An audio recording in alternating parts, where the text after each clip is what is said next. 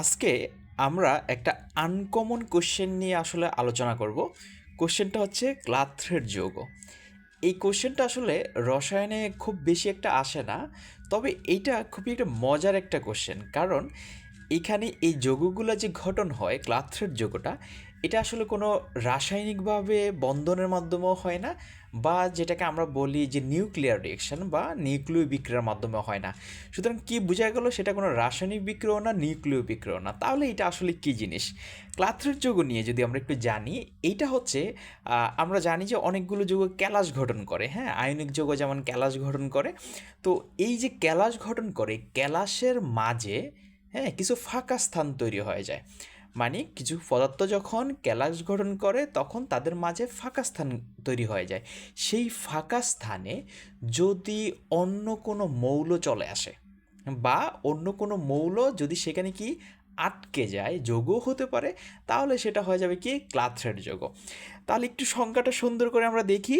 ক্লাথ্রেড যৌগ হলো এমন এক ধরনের পদার্থ যেখানে একটি যৌগের ক্যালাস, এই যে এই কথাটা, একটি যৌগের কি ক্যালাস জালির এই যে ফাঁকা স্থান, এই জায়গাটা একটু বেশি ইম্পর্টেন্ট। একটি যৌগের ক্যালাস জালির ফাঁকা স্থান বা ফাঁকা জায়গায় অন্য একটি পদার্থ কি হয়, ফিজিক্যালি আটকে যায়। ঠিক আছে, অনেকটা খাঁচার মধ্যে আটকে রাখার মতো। আমরা খাঁচার মধ্যে যেমন আমরা বিভিন্ন প্রাণীকে ফাঁকিকে আটকে রাখি, যেটা কি কোনো বন্ধন নাই, কোনো কিছু নাই, কিন্তু আটকে থাকে। ক্লাথ্রেড হচ্ছে এমনই, যে একটা ক্যালাস জালের মধ্যে ফিজিক্যালি কোনো যৌগ আটকে যাওয়া। ওকে, তো ক্লাথ্রেড আসলে এখানে রাসায়নিক বন্ধন কি হয়? আমি কিছুক্ষণ আগে বলছি এটাতে আসলে কোনো রাসায়নিক বন্ধন হয় না। তাহলে আমরা বলবো যে রাসায়নিক বন্ধন হয় না। নিউক্লিয় বিক্রিয়া অবশ্যই না, যেখানে রাসায়নিক বিক্রিয়া হচ্ছে না তাহলে নিউক্লিয় বিক্রিয়া হবে না। তাহলে এইটা কী ধরনের যৌগ হতে পারে বা কয় ধরনের যৌগ হতে পারে? অনেক রকম ক্লাথ্রেড যৌগ হয়। তো তার মধ্যে আমরা একটা হচ্ছে মিথেন, আরেকটা হচ্ছে আর্গন ক্লাথ্রেড যৌগ। তো আমরা আজকে কি আর্গনের ক্লাথ্রেড যৌগ নিয়ে আমরা একটু কথা বলবো। আসলে এটা কি আর্গন এই ক্লাথ্রেড যৌগ দেখায় কুইনলের মধ্যে। কোথায় দেখায়? কুইনলের মধ্যে। আচ্ছা, কুইনল জিনিসটা কি? কুইনল জিনিস হচ্ছে এই হচ্ছে আমাদের বেঞ্জিন, বেঞ্জিন রিং।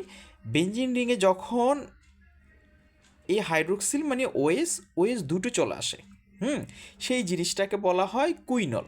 হুম, এই কুইনল যৌগের মধ্যে, কুইনল যৌগের মধ্যেই কী করে আর্গন তার ক্লাথ্রেড ক্রিয়েট করে। আচ্ছা, কিভাবে করে? কুইনল যৌগগুলো যখন একটা ক্যালাস জালি গঠন করে, এই যে আমি একটু স্ট্রাকচার সহ কুইনল যৌগটা দেখাইলাম, এখানে একটা কুইনল, আরেকটা কুইনল, আরেকটা কুইনল, মানে এখানে আমি তিনটা কুইনল দেখালাম স্ট্রাকচার সহ। এই কুইনল যখন কি করবে, ক্যালাস জালি গঠন করে, ক্যালাস জালি, এই যে তিনটা দিয়ে আমি ক্যালাস জালি দেখালাম। তো ক্যালাস জালি গঠন করার জন্য তার কী লাগে? এখানে কুইনলে দেখো এখানে ওএস আছে। এই যে ওএসগুলো আছে, ওএস মানে হচ্ছে অক্সিজেন এবং হাইড্রোজেনের বন্ধন। তো যেখানে অক্সিজেন এবং হাইড্রোজেনের বন্ধন থাকে সেই জায়গাতে আসলে তড়িৎ-ঋণাত্মকতার পার্থক্য থাকে।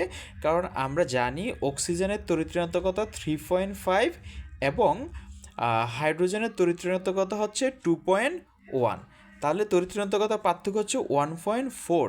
যেখানে তড়িৎ-ঋণাত্মকতার পার্থক্য 0.5 থেকে 1.9 হয়, সেই জায়গাতে আসলে কি হয়, পোলার যৌগ তৈরি হয়। সেই জায়গাতে আসলে কি পোলারিটি দেখায়। সুতরাং কুইনল যৌগটা হচ্ছে পোলারিটি দেখাবে। পোলারিটি দেখালে কি হয়? পোলারিটি দেখালে হাইড্রোজেন বন্ধন গঠন করা যায়। তাহলে এই যে আমি একটু ডট ডট দিয়ে দেখালাম অক্সিজেনের সাথে হাইড্রোজেন, এটা কি একটা কুইনলের হাইড্রোজেনের সাথে, আবার একটু খেয়াল করি আমরা, একটা কুইনলের হাইড্রোজেনের সাথে অপর একটা কুইনলের অক্সিজেন, এই যে অক্সিজেন, হ্যাঁ, মাঝখানে কী করে, হাইড্রোজেন বন্ধন গঠন করে। কেন করে? ওই যে তড়িৎ-ঋণাত্মকতা, সেটার পার্থক্য 0.5 থেকে 1.9-এর মধ্যে হলে, এবং আমরা এখানে দেখলাম যে হাইড্রোজেন অক্সিজেন তড়িৎ-ঋণাত্মকতা পার্থক্য 1.4, মানে এই রেঞ্জের মধ্যে আছে। সুতরাং এইটা কি করাবে, পোলারিটি দেখাবে। পোলারিটি যারা দেখায় তারা হাইড্রোজেন বন্ধন গঠন করে। এই যে আমরা হাইড্রোজেন বন্ধন এখানে দেখাইলাম, হাইড্রোজেন বন্ধন অবশ্যই ডট দিয়ে দেখাইতে হয়। তাহলে এটা কি, এটা হচ্ছে আমাদের হাইড্রোজেন বন্ধন। ঠিক আছে, হাইড্রোজেন বন্ধন কী করতে হয়, ডট দিয়ে দেখাইতে হয়। এই ব্যাপারটা একটু মনে রাখতে হবে। ওকে, তো এভাবেই এই ডট দিয়ে এখানে এই যে অনেকগুলো, অনেকটা হাইড্রোজেন বন্ধন হলো, এখানে আবার এই যে হাইড্রোজেন বন্ধন আছে ডট দিয়ে, হ্যাঁ, ছোটো করে ডট দিয়ে আমি দেখাইছি। সুতরাং এইটা একটা ক্যালাস জালি হয়ে গেছে এখন কার, কুইনলের। কার ক্যালাস জালি হয়ে গেছে? কুইনলের। কুইনল যখন তার ক্যালাস জালি গঠন করে তখন তার ভিতরে একটা ফাঁকা স্থান তৈরি হয়ে যায়, এই যে একটা পুরো একটা জায়গায় ফাঁকা স্থান চলে হয়ে যায়। তো এই ফাঁকা স্থানগুলোতে নিষ্ক্রিয় গ্যাস, কোনটা? নিষ্ক্রিয় গ্যাস আর্গন, এই আর্গন এসে ফাঁকা স্থানে কী হয়? আটকে যায়। ফাঁকা স্থানে আর্গন এসে আটকে যায়, আটকে যাওয়ার মাধ্যমে এখানে একটা যৌগ তৈরি হয়, সেই যৌগগুলোকে আমরা আসলে ক্লাথ্রেট যৌগ বলি, আলাদা কোনো জিনিস না। ঠিক আছে, তাহলে এটা খুবই সোজা একটা জিনিস, কিন্তু আমাকে একটু স্ট্রাকচার দিয়ে, কুইনলের স্ট্রাকচার দিয়ে আর্গনটা কীভাবে আটকে যাচ্ছে সেইটা একটা চিত্রসহ আমাকে এখানে দেখাইতে হবে। ঠিক আছে, তো এই হচ্ছে ক্লাথ্রেট যৌগ। এইটা খুবই একটা কঠিন কোনো জিনিস না, একটু সিম্পলি মনে রাখতে হবে। যদি আমি আবারও বলি, এটা হচ্ছে একটা ক্যালাস জালির মাঝে, একটা ক্যালাস জালির মাঝে অন্য কোনো যৌগ অথবা মৌল যখন আটকে যায়, যেখানে রাসায়নিক বন্ধন অথবা নিউক্লিয়ার বন্ধন কোনোটাই ঘটবে না, হ্যাঁ, সেই যৌগগুলোকে বলা হয় ক্লাথ্রেট যৌগ, এবং আর্গন ক্লাথ্রেট যৌগ হিসাবে কাজ করে বা ক্লাথ্রেট যৌগ তৈরি করে। ঠিক আছে।